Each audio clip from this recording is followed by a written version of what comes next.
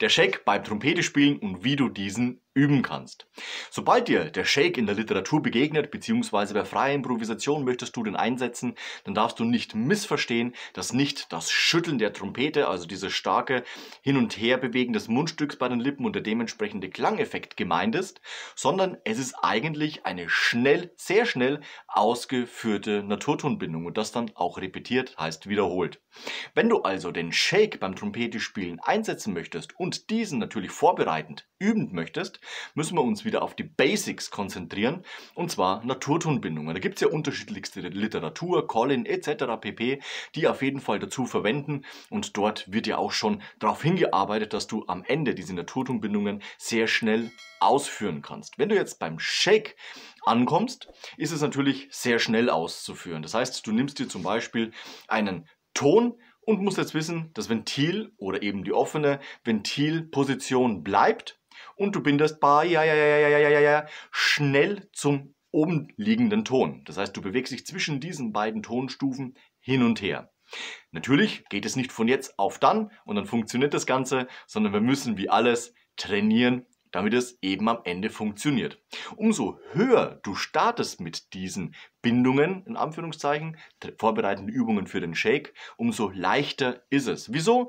Die Naturtöne liegen näher beieinander und dementsprechend ist es leichter, von dem einen auf den nächsten zu spielen und eben wieder zurück. Das ist ganz klar. Das heißt, spiele nicht zu tief beim Trainieren dieses Effekts, denn dort sind die Tonabstände groß. Zum Beispiel C1 auf G, eine reine Quinte, G1 auf C2, eine reine Quarte. Es wird zwar nach oben immer enger, aber unten in dem Bereich ist es sehr schwer. Deswegen würde ich dir immer empfehlen, starte beim E2 aufs G2, eine kleine Terz, oder G auf das B in Anführungszeichen, da hast du auch eine kleine Terz, oder eben B und so weiter und so fort. Also du merkst, da oben sind die Tonabstände einfach geringer und somit ist die Übung leichter auszuführen. Also, wir starten mit dem Training. Wir nehmen uns das erste Ventil und starten mit einer langsamen Bewegung. Das heißt, wir nehmen da, ja, ja, ja, ja.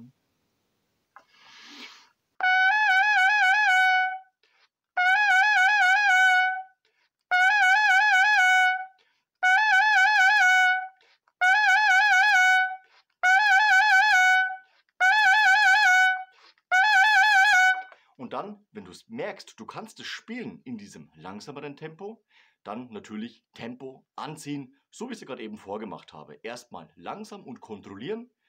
Funktioniert das? Und dann gehen wir ins Tempo. Mein Tipp für dich ist immer, nimm dir eine rhythmische Struktur, die du überblicken kannst. Das heißt, du startest nicht da ja ja ja ja ja ja ja ja ja und bläst ins Blaue hinaus und weißt nicht, wann dieses Element endet. Anfänglich immer da ja ja ja ja, überschaubar. Da ja ja ja ja ja ja, auch überschaubar. Aber geh noch nicht drüber hinaus.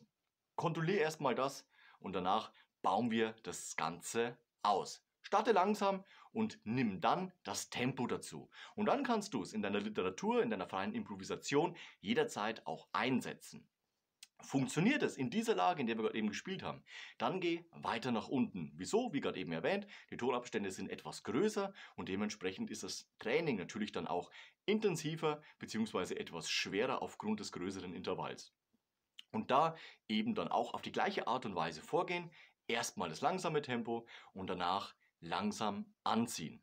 Wichtig, lass die Luft weich fließen und deine Lippen sollten geschmeidig sein. Sobald du fest wirst, wird es nicht funktionieren, dass du an Tempo zunimmst. Ne? Also immer dran denken, die Luft fließt und die Lippen sind weich. Und die Zunge ist natürlich dann dementsprechend auch dabei. Und dementsprechend kannst du es dann auf die Trompete übertragen.